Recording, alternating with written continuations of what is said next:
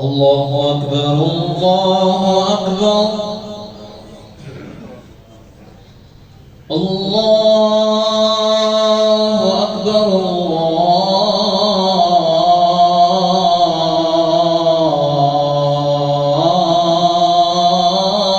الله أكبر. أشهد أن لا إله إلا الله.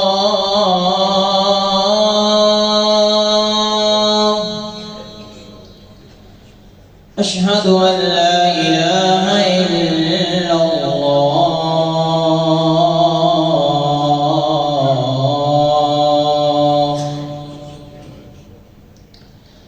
أشهد أن محمد رسول الله.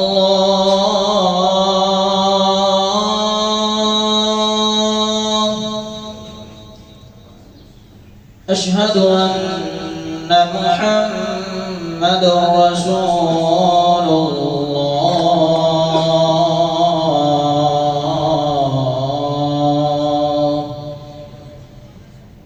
حي على الصلاة.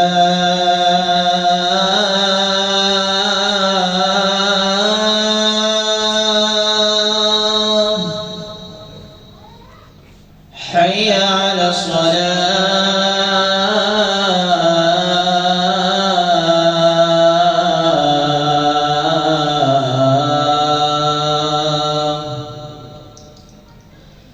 حي على الفلاح.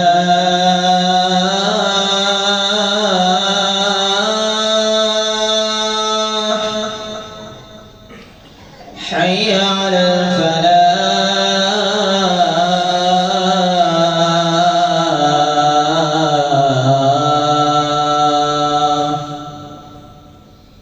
الله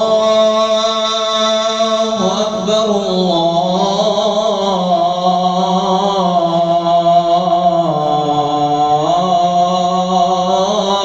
الله أكبر. لا إله إلا الله.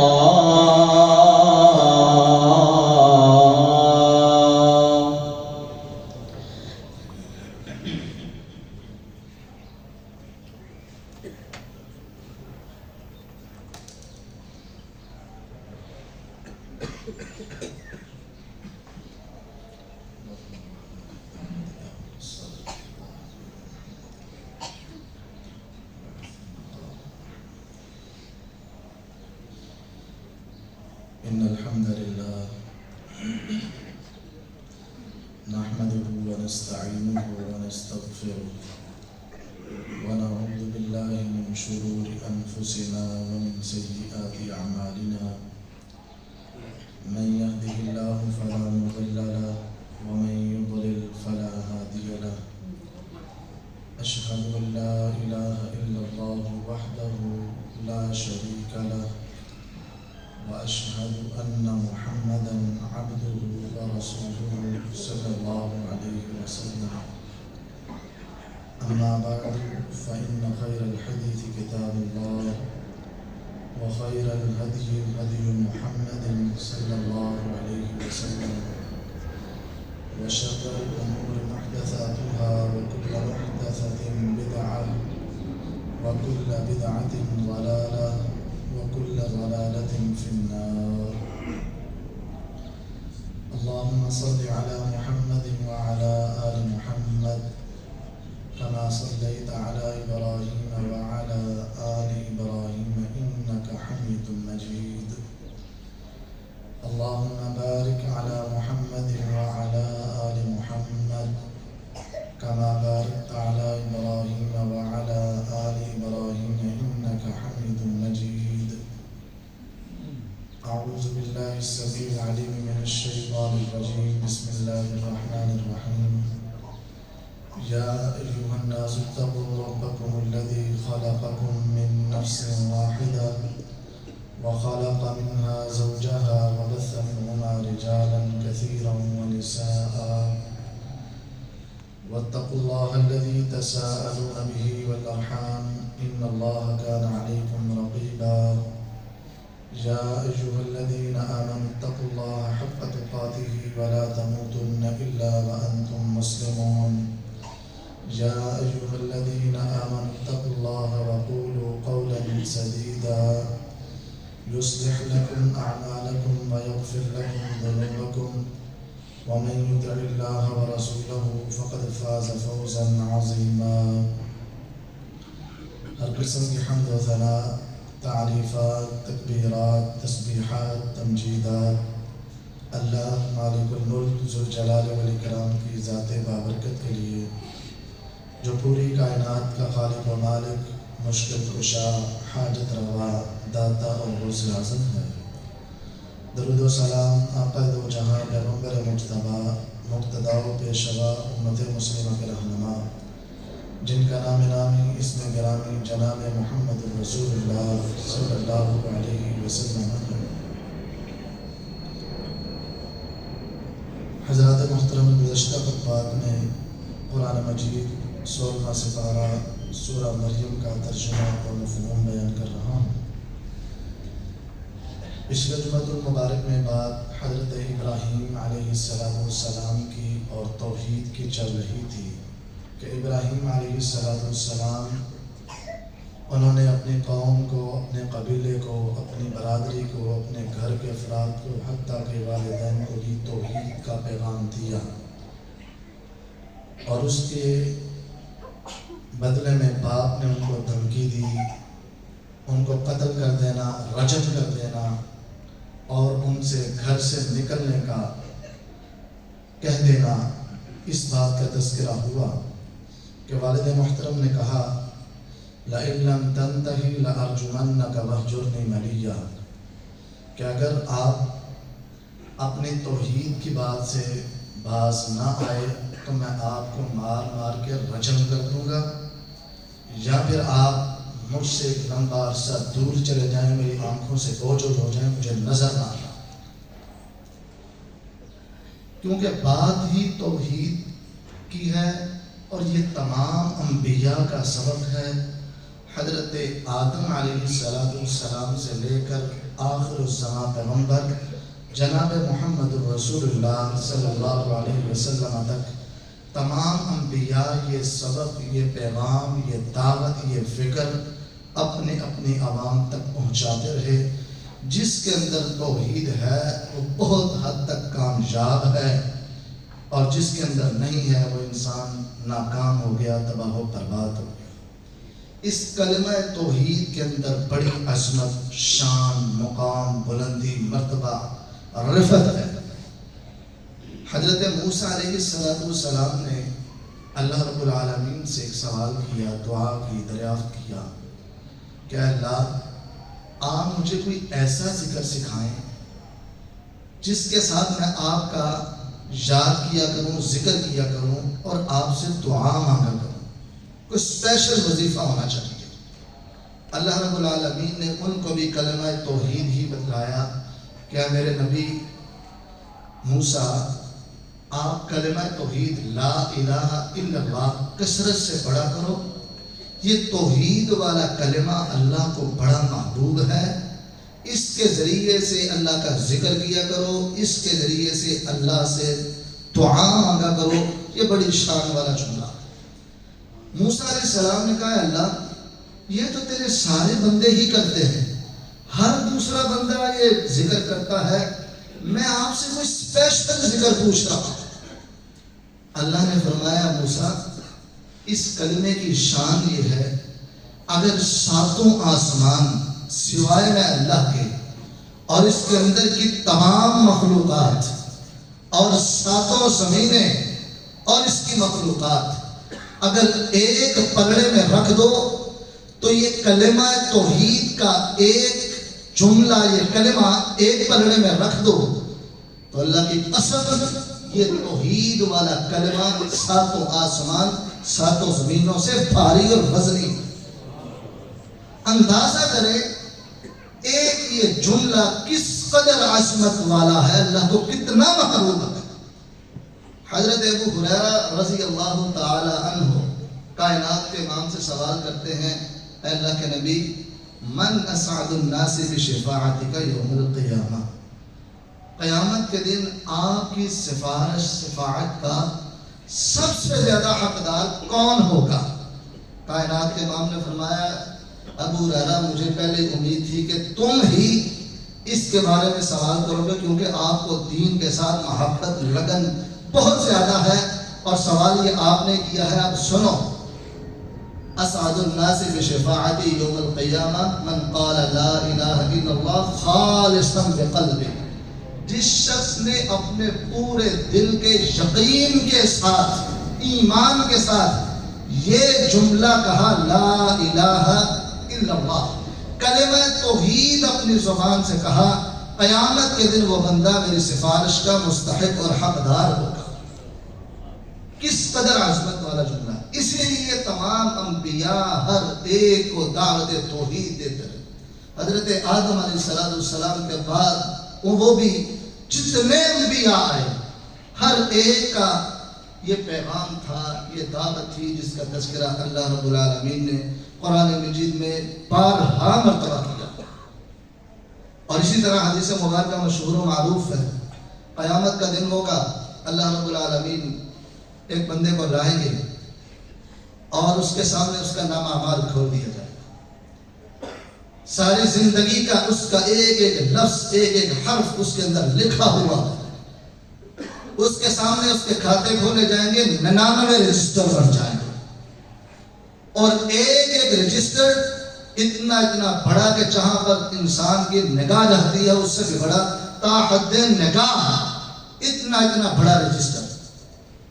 اس کو کھولا جائے گا، دیکھا جائے گا کہ 1 2 3 4 سارے کے سارے گناہوں سے بھرے ہوئے، نیکی نام کی کوئی چیز نہیں ہے۔ اللہ پوچھے گے اَتُنْكِرُ مِنْ هَذَا شَيْئًا، کیا تو ان کتابوں میں سے 99 رجسٹروں میں سے کسی ایک چیز کا بھی انکار کرتا ہے؟ کہے گا لا، اللہ بالکل بھی نہیں۔ اللہ پوچھیں گے کیا میرے فرشتوں نے یہ تیری ڈائری لکھنے میں کوئی تیرے اوپر ظلم تو نہیں کیا؟ کوئی ایک ایسی بات تمہیں نظر آ رہی ہے کہ جو تو نے نہ کی ہو اور انہوں نے لکھی ہو؟ آج اللہ کی عدالت میں ظلم نہیں ہوگا، کوئی ایک ہے تو بتلاؤ۔ کہے گا نہیں اللہ، جو لکھا ہے برحق لکھا ہے۔ اللہ پھر پوچھے گا حل لک عذر، اے میرے بندے 99 رجسٹر ساری زندگی تو نے گناہوں سے بھر دی، اب تیرے اوپر ظلم بھی نہیں ہے، جو لکھا ہے وہ سچ لکھا ہے، کیا ان گناہ کرنے کا تیرے پاس کوئی عذر ہے؟ ابن آدم کہے گا نہیں، لا اللہ میرے پاس کوئی عذر نہیں، جو لکھا ہے برحق لکھا ہے، میں نے یہ جرم کیے ہیں، یہ بالکل سچ ہے، اور میرے پاس ان کا کوئی عذر بھی نہیں۔ اللہ کہیں گے دیکھو اس کے کھاتے میں کوئی نیکی ہے؟ وہ بندہ کہے گا نہیں اللہ میری کوئی نیکی نہیں۔ اللہ کہیں گے آج اللہ کی عدالت میں ظلم نہیں ہوگا، دیکھا جائے گا صرف ایک ٹکڑا کاغذ کا جس کے اوپر توحید کا کلمہ لکھا ہوا ہے لا الہ الا اللہ، وہ ایک ٹکڑا ملے گا۔ کہاں پہ 99 رجسٹر اور کہاں پہ یہ ایک کاغذ کا ٹکڑا جس پہ کلمہ توحید ہے؟ اللہ کہیں گے تیرا نامہ اعمال وزن کیا جانے لگا، اپنے وزن کے پاس حاضر ہو جا، پاس کھڑا ہو کے وزن کروا۔ وہ کہے گا مولا کہاں پہ 99 رجسٹر اور ایک ٹکڑے کا کاغذ کے ایک ٹکڑے کا وزن کیا ہوگا؟ وہ شرمندگی اور ندامت سے اپنے وزن کے پاس نہیں جانا چاہتا۔ مالک کائنات کہیں گے چاہے ایک ٹکڑا ہی کیوں نہ ہو، اپنی نیکی کو حقیر نہ جانو۔ فَمَنْ يَعْمَلْ مِثْقَالَ ذَرَّةٍ خَيْرًا يَرَهُ، ایک ذرے کے برابر بھی نیکی کی ہے اللہ اس کی جزا دیں گے۔ آؤ اپنا وزن کرواؤ۔ جب وزن کیا جانے لگے 99 رجسٹرڈ ایک پلڑے کے اندر رکھے جائیں گے، اور کاغذ کا ایک چھوٹا سا ٹکڑا جس کے اوپر لا الہ الا اللہ ہے کہ اللہ تیرے علاوہ کوئی انعام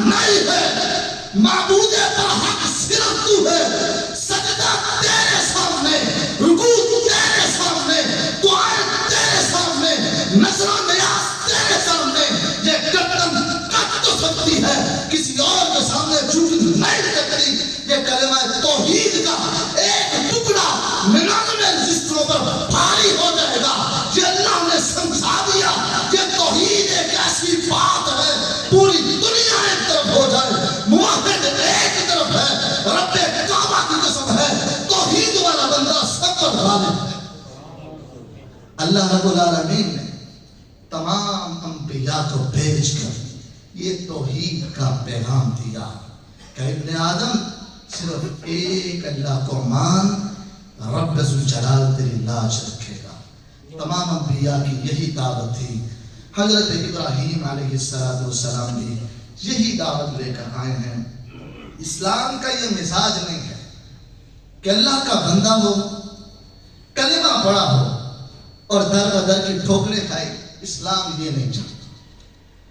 اسلام یہ چاہتا ہے، کائنات کے امام نے فرمایا وَإِذَا سَأَلْتَ فَاسْأَلِ اللَّهَ، اے بندے جب تجھے کوئی چیز چاہیے ہو، کچھ مانگنا ہو، اپنے اللہ سے مانگ۔ وَإِذَا اسْتَعَنْتَ فَاسْتَعِنْ بِاللَّهِ، تو لاچار ہو گیا ہے، بے بس ہو گیا ہے، دنیا تجھ سے دور ہے، کوئی تیرے کام نہیں آ رہا، تجھے مدد کی ضرورت ہے، تیرا اللہ زندہ ہے، وہ تیرا مالک ہے، فاستعن باللہ، تو اپنے رب سے مانگ، در بدر کے ٹھوکرے رکھا۔ لیکن آج کا مسلمان کلمہ بھی پڑھتا ہے، غیروں کے سامنے رکوع و سجود بھی کرتا ہے، نظر نیازیں بھی کرتا ہے، دعائیں بھی مانگتا ہے، سمجھایا جائے تو کہتا ہے میں ان سے نہیں مانگتا، مانگتا رب سے ہوں، واسطہ ان کا ہے، میری ان کے آگے، ان کی اس کے آگے، وہ میری سنتا نہیں، اس کی موڑتا نہیں، میں تو ان سے بس دعا کے لیے آیا ہوں کہ جناب آپ رب سے مجھے یہ لے دیں، مانگتا میں اللہ سے ہوں، ان کے پاس تو صرف دعا کے لیے آیا۔ آگے سے جواب یہ ملتا، حالانکہ یہ وہی طرز عمل ہے جو مشرکین مکہ کا تھا، جو ابو جہل کا تھا۔ قرآن مجید 23واں سپارہ سورہ زمر، اللہ رب العالمین اس میں فرماتے ہیں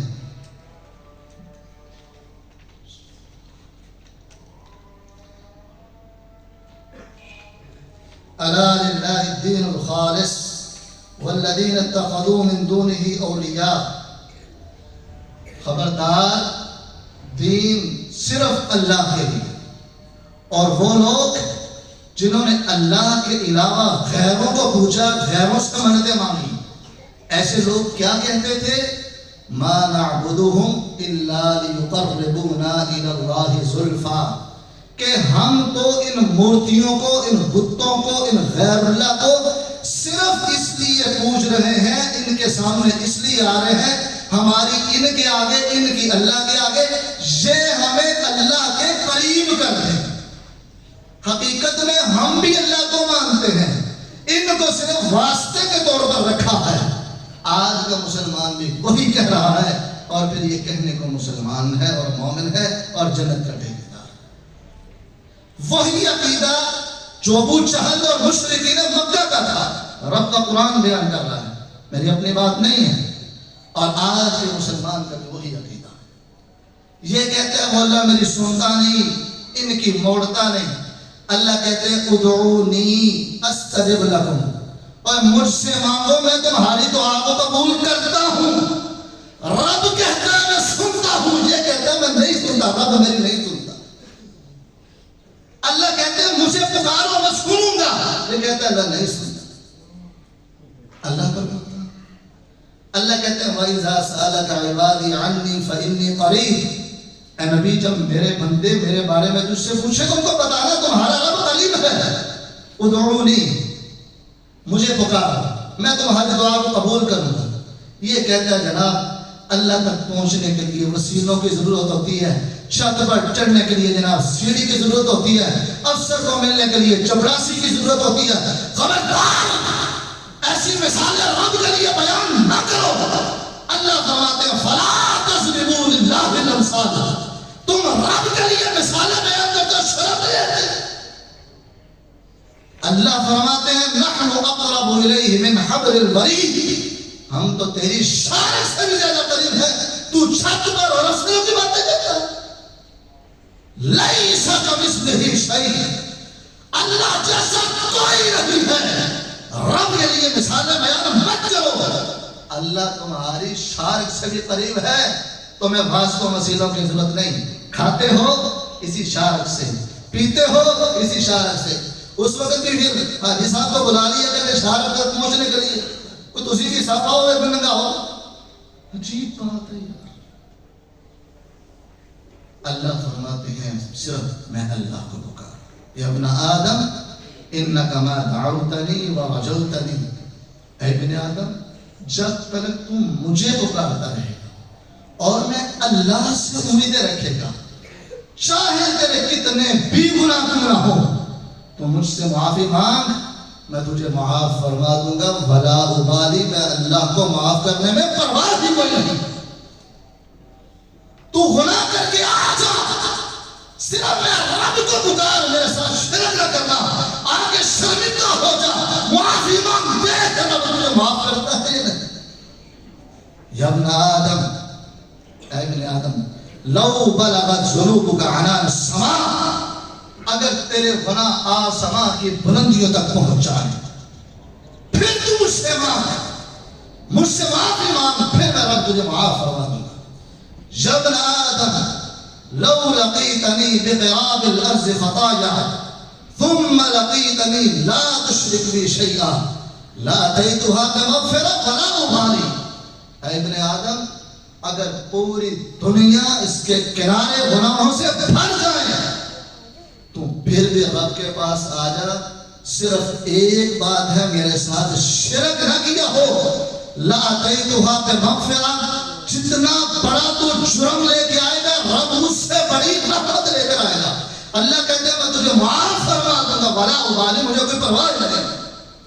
اور پھر کوئی ظالم کہے رب میری سنتا نہیں, ان کی موڑتا نہیں, میری ان کے آگے ان کی اللہ کے آگے, اس انسان کے لیے افسوس افسوس. حضرات محترم, بات چل رہی تھی حضرت ابراہیم علیہ السلام کی کہ جب انہوں نے باپ کو دعوت دی, باپ نے ڈانٹ پلا دی.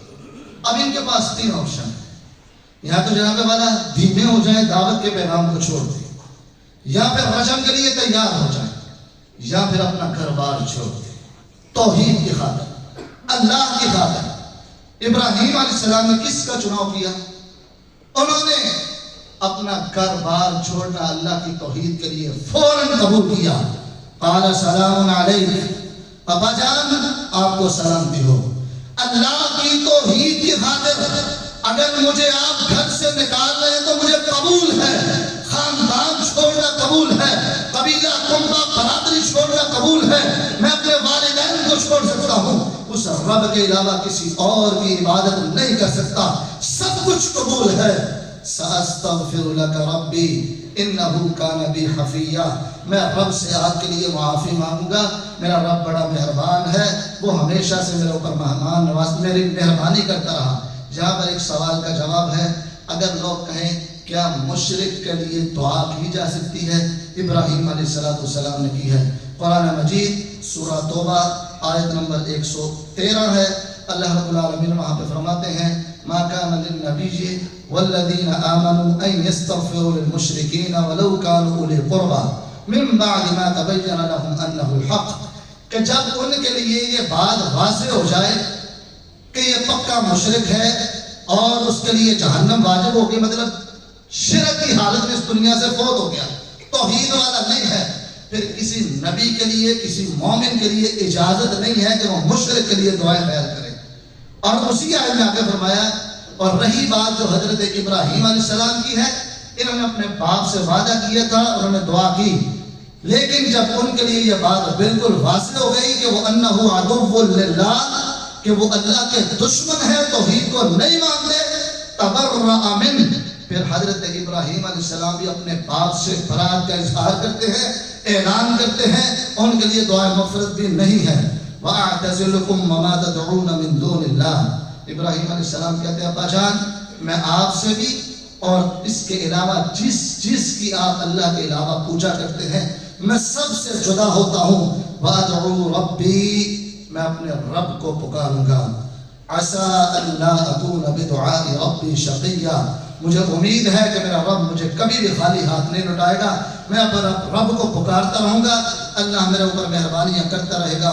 فلما اعتزلهم وما يعبدون من دون اللہ، جب انہوں نے اللہ کے لیے اپنے ماں باپ کو چھوڑا، قوم قبیلہ برادری کو چھوڑا، اپنے جناب والا معاشرے کو چھوڑا، وطن کو چھوڑا، اور اللہ کے علاوہ جن کی وہ پوجا کرتے تھے سب کو چھوڑا، یہ تھے سچے نبی جو اللہ نے فرمایا انہو کان صدیقا نبی، یہ سچے نبی تھے، اپنے کلمے میں سچے تھے۔